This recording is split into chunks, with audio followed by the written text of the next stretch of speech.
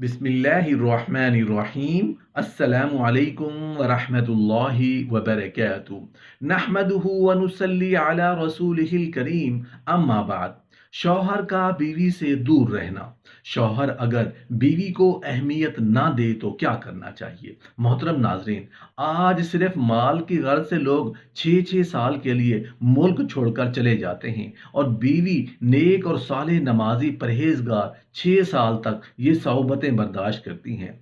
उन लोगों को सोचना चाहिए कि अल्लाह के रसूल कभी भी सफ़र पे गए हैं तो आप अपनी बीवी को साथ लेकर जाते और फरमाया, मैं बीवियों से अलग नहीं रह सकता। और सैयदना उमर रजी अल्लाह ताला अन्हु ने पाबंदी लगा दी थी कि कोई शख्स 4 महीने से ज़्यादा अपने घर से दूर न रहे।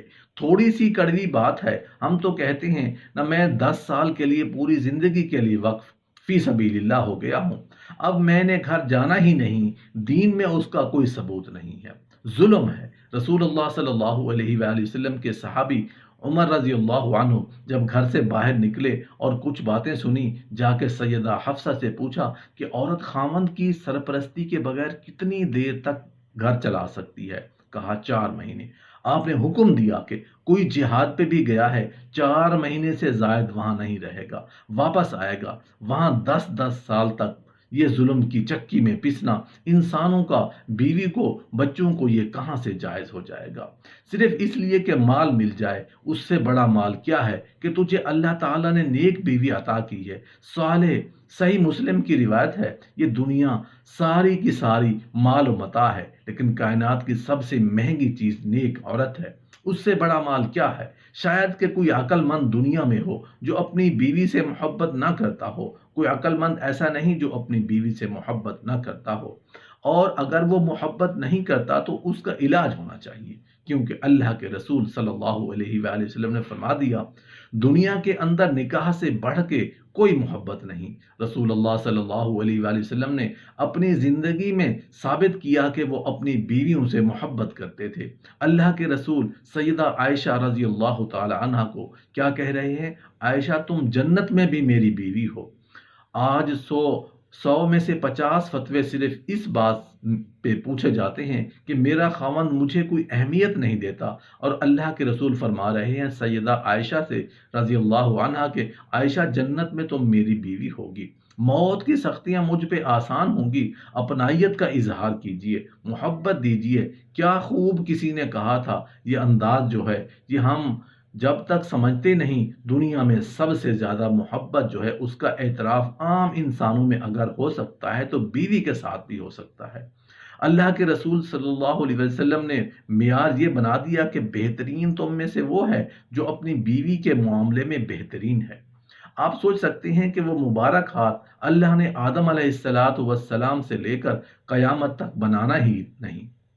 मोमिनों की माँ सैयदा सफिया रो रही हैं, ऊंट जो है उसने लेट कर दिया है। उन आंखों को साफ करने के लिए सैयदुल मुरसलीन अपने हाथों से आंसुओं को साफ कर रहे हैं। बीवी को सवारी पे सवार करना था, आपने अपना घुटना मुबारक पेश किया कि यहाँ कदम रखो और सवारी पे सवार हो जाओ। ये अल्लाह के रसूल सल्लल्लाहु अलैहि वसल्लम ने अंदाज दिया। और औरतों के लिए हुक्म ये है, जो सैयदना सईद बिन मसयब की बीवी से पूछा कि आपने अपने खामन से बात कैसे करती हो, तो उन्होंने कहा, जिस तरह तुम अपने गवर्नरों से बात करती हो। ना हमें हुक्म ये कि बीवियों को हम अपने खावंदों से उस अदब एहतराम से बात करें। और अल्लाह के रसूल की बीवी क्या कह रही हैं?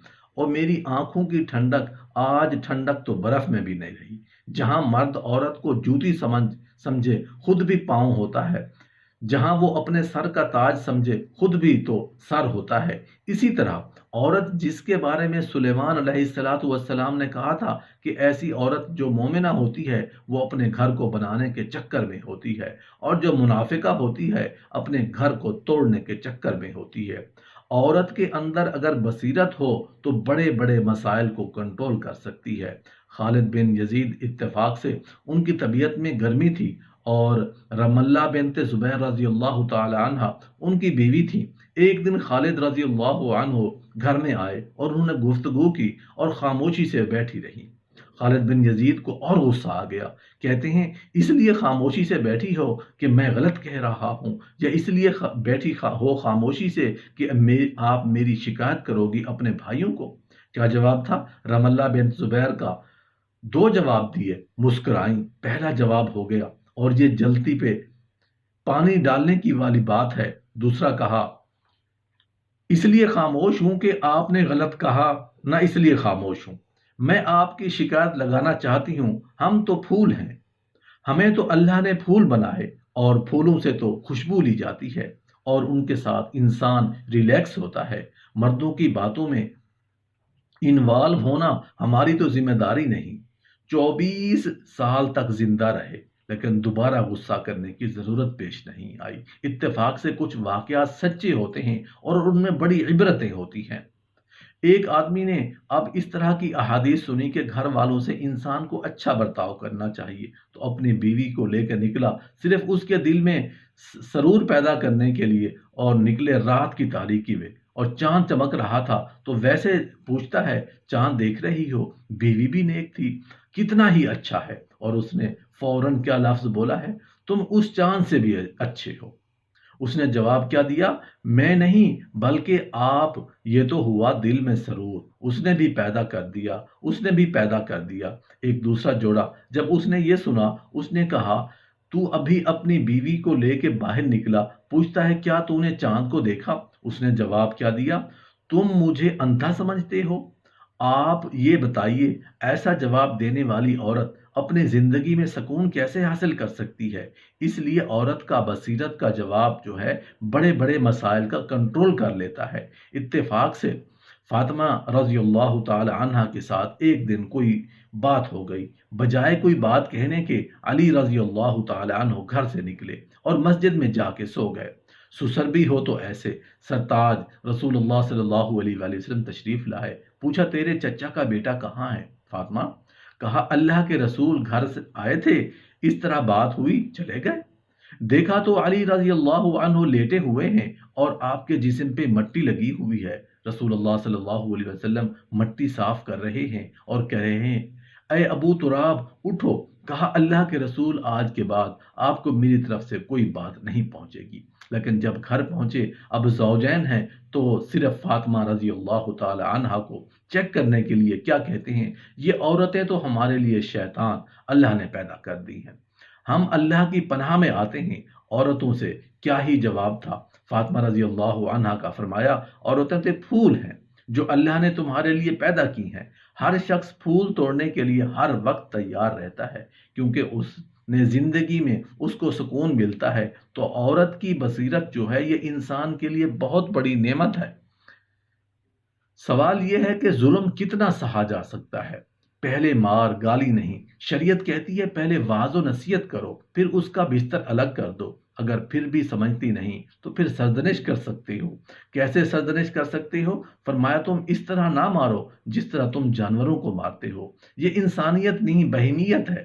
اس لیے مسواک، رومال جس کو مندیل بولتے ہیں، جس طرح عبداللہ بن عباس نے بیان کیا، سرزنش ہو سکتی ہے، لیکن جو شخص ان تینوں درجات میں دیکھتا ہے، پہلے مارتا ہے، پھر گھر سے دھکا دیتا ہے، پھر سمجھانے بیٹھ جاتا ہے، اس کو پہلے اپنا علاج کروانا چاہیے.